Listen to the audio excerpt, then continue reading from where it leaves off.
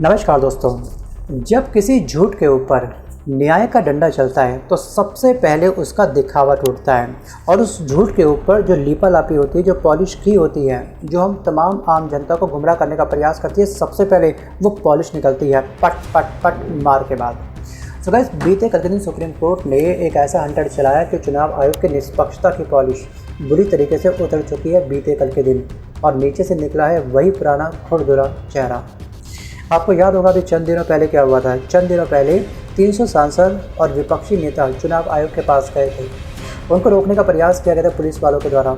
जगह जगह पर बैरिकेडिंग लगा दी गई थी और अखिलेश यादव बने थे खतरों के खिलाड़ी। बैरिकेडिंग कूद करके दूसरी तरफ पहुंच चुके थे। पुलिस वालों और सांसदों के बीच में थोड़ी सी झड़प हुई थी। तमाम सांसदों को, कुछ सांसदों को डिटेन कर लिया गया था, मतलब उनको अरेस्ट कर लिया गया था। इसमें अखिलेश यादव, प्रियंका गांधी और राहुल गांधी शामिल थे। वो अलग बात है जब पुलिस वालों ने चंद घंटों बाद ही उनको छोड़ दिया था। तो ये कंडीशंस है। और इसी समय में एक बहुत बड़ा कॉमेडी शो लॉन्च किया गया था चुनाव आयोग के बयान के द्वारा। वो बयान किसी कॉमेडी शो से कम नहीं था। उन्होंने साफ साफ ये कहा था कि हमने तो सिर्फ 30 सांसद से मिलने की बात करी थी, यहाँ तो 300 सांसद चले आए। भाई जगह नहीं है बैठने की, स्पेस नहीं है चुनाव आयोग के पास बैठने का। गजब हाल है भाई ये 2025 का भारत है, ये अमृतकाल है, सबका साथ सबका विकास, जहाँ पर बहुत बड़ा एक सेंटेंस दिया गया है। भाई 1980 का ये सरकारी डाकघर नहीं है आपका चुनाव आयोग के, आपके पास इतने से लोगों के बैठने का स्पेस ना हो। चलिए मान लेते हैं कि आपके पास स्पेस नहीं होगा, आप 4x4 के कमरे में काम करते होंगे, हम चलिए ये भी मान लेते हैं। लेकिन जब आपको प्रेस कॉन्फ्रेंस करनी होती है तो 400 कैमरा पर्सन आराम से आपकी कॉन्फ्रेंस हॉल में बैठ जाते हैं। वो भाई क्या होता है, ऑटोमेटिक आपका स्पेस बढ़ जाता है क्या? और जब जनता के चुने हुए सांसद आपसे मिलने आए तो आपका अचानक हॉल छोटा पड़ गया। गजब हाल है। चलिए मान लेते हैं हॉल छोटा था आपका स्टार्टिंग से ही। आपके आसपास विज्ञान भवन है, अम्बेडकर इंटरनेशनल सेंटर है, नेहरू म्यूजियम है, सब आपके ऑफिस के पास में थे। तो आप इन सांसदों को वहाँ शिफ्ट कर सकते थे, उनसे वहाँ से एक बार मिल सकते थे। चलिए ये भी मान लेते हैं कि तमाम एरिया सभी ऑक्यूपाई थे, हर जगह कोई ना कोई शो चल रहा था, ठीक है, हर स्टेडियम बिजी था, और तंबू गाड़ कर भी मीटिंग कर सकते थे। मैं मानता हूँ कि आपका हाथ बड़ा टाइट होगा, तंबू कैसे गाड़ेंगे, तो विपक्ष को बोल देते, तंबू का इंतजाम वो लोग कर लेते। सब चीज़ पॉसिबल है सच कहूँ तो, लेकिन नीयत साफ़ हो तो। अगर नीयत साफ़ ना हो तो यहाँ पे जवाबों से बचने का एक बहुत बड़ी निंजा ट्रिक चल दी जाती है। अब दोस्तों यहाँ पर माहौल तो उस समय ये बना दिया गया था कि चुनाव आयोग बिल्कुल निष्पक्ष है, निष्पक्षता का एक बहुत बड़ा मंदिर है। लेकिन सुप्रीम कोर्ट ने बीते कल दिन साफ साफ ये बोल दिया कि ये मंदिर नहीं, मोहरा बन चुका है, और ये मोहरा अब कोर्ट के हंटर से बच नहीं पाएगा। और सुप्रीम कोर्ट ने चुनाव आयोग से साफ साफ ये कह दिया है कि सबसे पहले आप ध्यान रखिएगा कि जो 65 लाख जो अपने वोटर्स अपनी लिस्ट से काटे हैं, मतदाता सूची से जो नाम काटे गए हैं, उनकी पूरी लिस्ट आपको अपनी वेबसाइट पर पब्लिक करनी होगी। हमें हार्ड कॉपी, सॉफ्ट कॉपी दोनों चाहिए।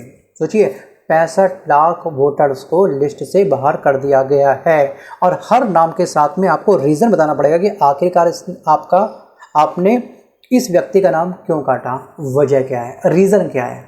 और ये लिस्ट सिर्फ नोटबुक में नहीं, वेबसाइट पर भी आपको अपडेट करनी पड़ेगी, अखबारों में भी छापनी पड़ेगी, पंचायत भवन में भी चिपकानी होगी, ताकि हर सोनू मोनू टोनू को वजह चले पता कि आखिरकार उसका नाम क्यों उड़ा दिया गया।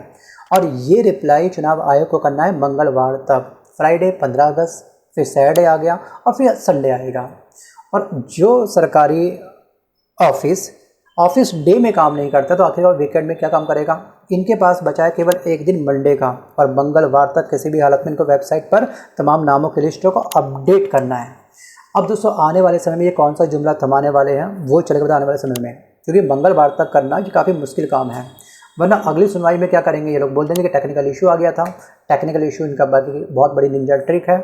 आपको याद होगा जिस समय क्या हुआ था, जिस समय राहुल गांधी ने कर्नाटका की जो लिस्ट को शो किया था अपने प्रेस कॉन्फ्रेंस के माध्यम से, उस समय चुनाव आयोग की वेबसाइट को शट डाउन कर दिया गया था।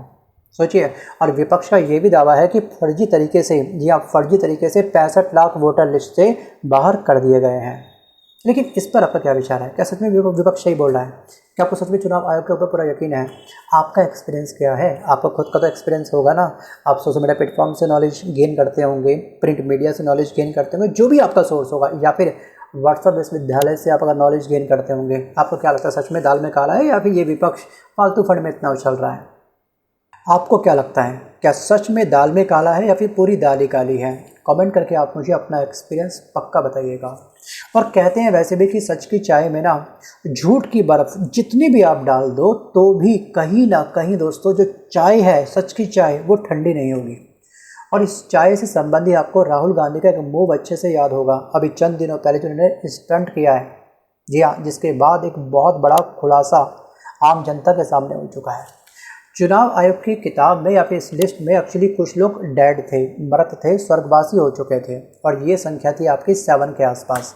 वहीं पर राहुल गांधी उन 7 लोगों से उनके गांव मिलने गए जो स्वर्गवासी थे इस लिस्ट के अंदर। लेकिन राहुल गांधी ने उन्हें धरती पर बुला करके साथ बैठाया, चाय पिलाई, उनको बिस्किट खिलाया, और उन स्वर्गवासी लोगों ने बिस्किट को चाय में डुबो करके तसल्ली से राहुल गांधी से बात करी है। कैमरे पर जिंदा होने का सबूत भी यहाँ पर सुप्रीम कोर्ट को दिलवा दिया है। उसके बाद ही सुप्रीम कोर्ट के सामने सच आया, आम जनता के सामने सच आया कि चुनाव आयोग पक्का एक बहुत बड़ा मोहरा बन चुका है जिसके आका कोई और है। तो इसलिए चुनाव आयोग के ऊपर सुप्रीम कोर्ट ने एक बहुत बड़ी फटकार लगा दी, और तमाम राहुल गांधी की ये वीडियो या फिर ये तस्वीरें पूरे सोशल मीडिया प्लेटफॉर्म पर फैलने स्टार्ट हो गई, चाहे वो फेसबुक हो, इंस्टाग्राम हो, यूट्यूब प्लेटफॉर्म ही क्यों ना हो। पूरे देश के अंदर आग की तरह फैल गई, मानो विपक्ष को कहने का मौका मिल गया हो, जी हाँ, देख लो भैया, जो तुम्हारे कागज में मरे हुए थे, जिनकी कब्र आपने अपने कागज़ों में तैयार कर दी थी, वो आज हमारे साथ में चाय बिस्किट खा रहे हैं, या फिर बिस्किट को चाय में डुबो करके हमारे साथ बातचीत कर रहे हैं। इस मूव के बाद सोचो विपक्ष के जो खेमा था उसमें जश्न आ गया, इंडिया गठबंधन में काफ़ी जोश आ गया, और जो बीजेपी है, बीजेपी में खामोशी का माहौल बन गया, निर्बड़ा सन्नाटा, जैसे किसी ने उसको बोल दिया फ्रीज, बस अब वो फ्रीज हो चुके हैं। और इसके साथ में गोदी मीडिया भी सन्न में आ गया है।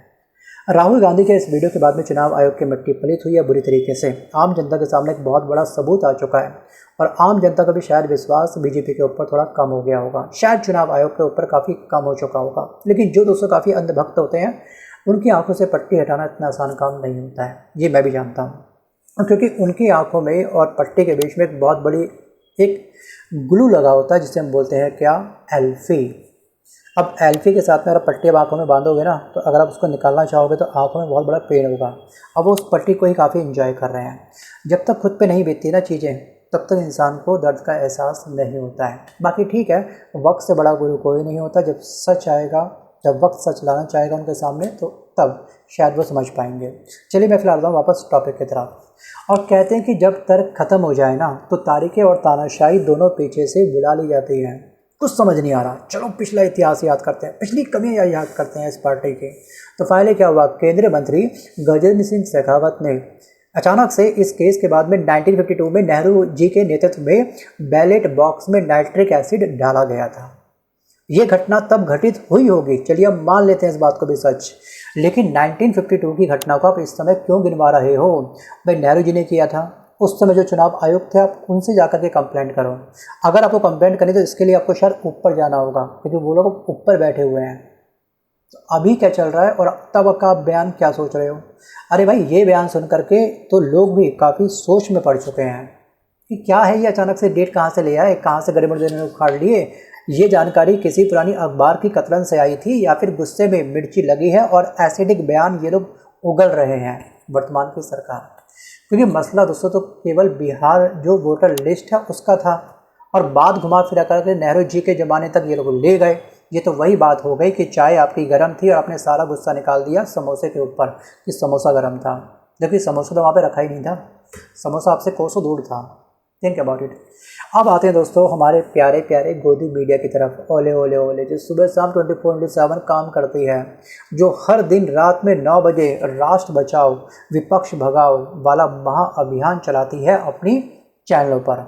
जब 65 लाख वोटर्स के नाम काटने का मामला उठा, तो इनका फोकस केवल क्या था? इनका फोकस था केवल राहुल गांधी कितनी चाय पीते हैं, तेजस्वी यादव कितनी बार मुस्कुरा रहे हैं, या फिर वही हिंदू मुस्लिम का परपंच कह सकते हैं, एक खाई खोदने का ये लोग तब प्रयास कर रहे थे।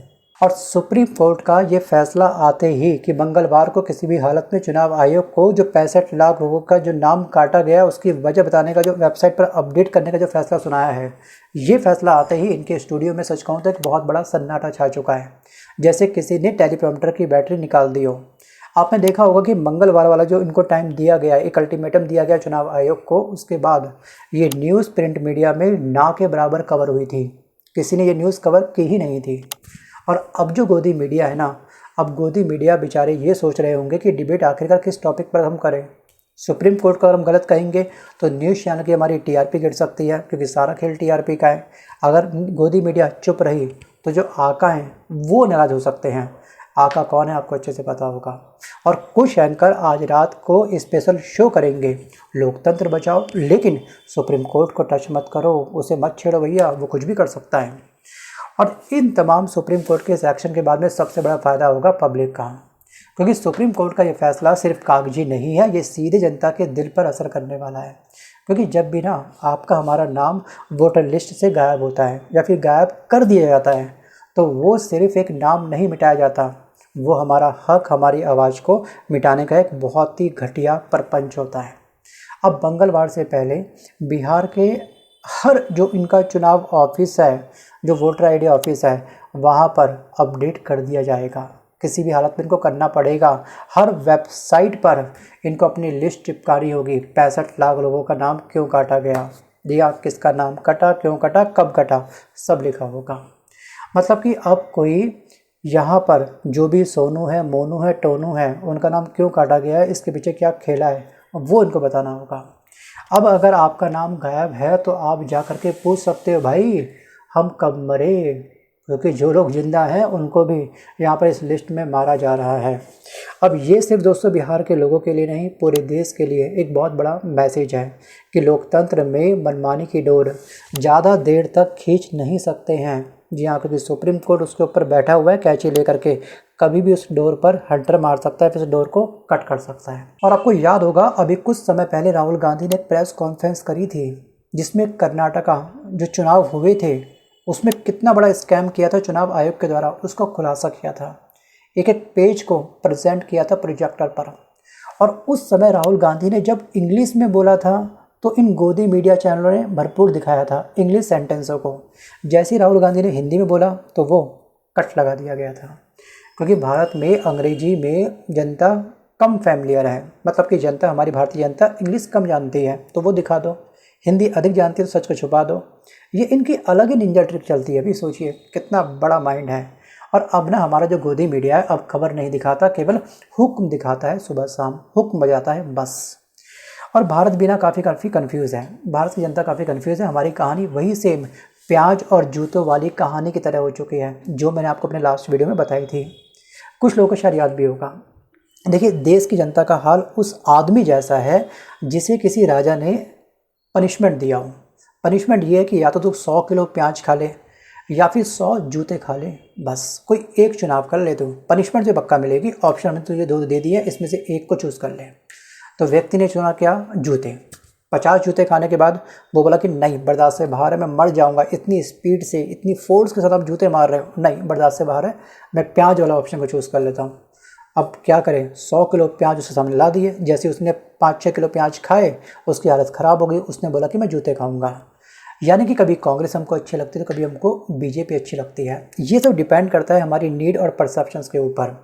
भाई किसानों को चाहिए अपना एमएसपी, जो पार्टी एमएसपी प्रोवाइड कर देगी किसानों के लिए वो पार्टी अच्छी है। युवाओं को चाहिए कि एग्ज़ाम कम्युनिटी एग्ज़ाम टाइम पे क्लियर हो जाए, मतलब कि टाइम पे एग्ज़ाम कंडक्ट हो जाए, तरीके से हो जाए, पेपर लीक ना हो। तो जो पार्टी तरीके से एग्ज़ाम कंडक्ट करवा सकती है तो वो पार्टी उसके लिए अच्छी है, युवाओं के लिए। बाकी जो महिलाओं के ऊपर जो अत्याचार है, जो रेप की संख्या लगातार बढ़ रही है, ग्राफ जे कर्व पकड़ रहा है, जो पार्टी महिलाओं की सिक्योरिटी के लिए काम करेगी वो पार्टी महिलाओं के लिए अच्छी है। तो इस समय ना हम आम जनता भी काफ़ी कन्फ्यूज हो चुकी है। लेकिन ध्यान रखिएगा दोस्तों, पार्टी आएंगी जाएंगी, ये सब चलता रहेगा, लेकिन देश से बड़ा कोई नहीं है। जहाँ गलत हो वहाँ गलत बोलो, जहाँ सही हो वहाँ सही बोलो। याद रखो, नेता बदलते हैं लेकिन हमारा देश हमेशा एक ही रहने वाला है। और जब आपका वोट चोरी होता है तो सिर्फ एक वोट नहीं जाता है आपके हाथ से, आपकी किस्मत से, आपके भविष्य की चाबी किसी और के हाथ में चली जाती है। और भाई पिक्चर अभी बाकी है, मंगलवार को चलेगा पता कि आखिरकार क्या होगा, क्योंकि ये कहानी सिर्फ बिहार की नहीं है, ये कहानी हर उस जगह की है जहाँ पर वोट डाला जाता है। और भारत की हर जमी के ऊपर आज नहीं तो कल विधानसभा चुनाव, लोकसभा चुनाव होते रहते हैं।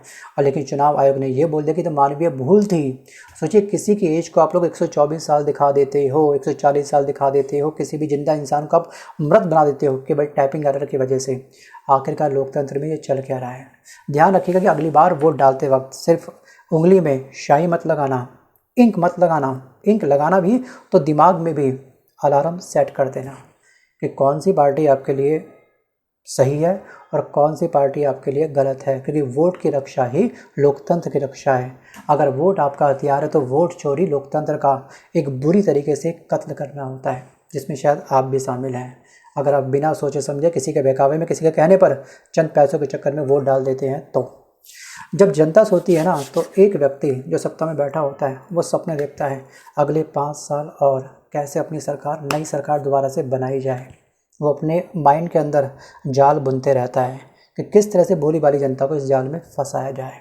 और काफ़ी जनता इस जाल में फंस भी जाती है। बस किसी ने बोल दिया कि वो पार्टी बेस्ट है, 3-4 उसके अच्छे काम गिनवा दिए और बस उसके बहकावे में आकर के हमने ईवीएम मशीन का बटन दबा दिया। अपनी ज़रूरत देखो, अपनी नॉलेज के आधार पर वोट दीजिएगा। सो गाइस, आज के इस वीडियो में बस केवल इतना ही। बट जाने से पहले अगेन मेरा सवाल है कि आप सच में मंगलवार को चुनाव आयोग अपनी वेबसाइट को अपडेट कर पाएगा? क्या तमाम लोगों के खुलासे कर पाएगा कि आखिरकार क्यों उसने लिस्ट से उन XYZ व्यक्तियों के नाम काटे? आपको क्या लगता है? डैप में सोचिएगा, अच्छे से मंथन करिएगा, उसके बाद ही आप मुझे कमेंट करिएगा। मिलता हूँ जल्द नए वीडियो के साथ, तब तक के लिए धन्यवाद।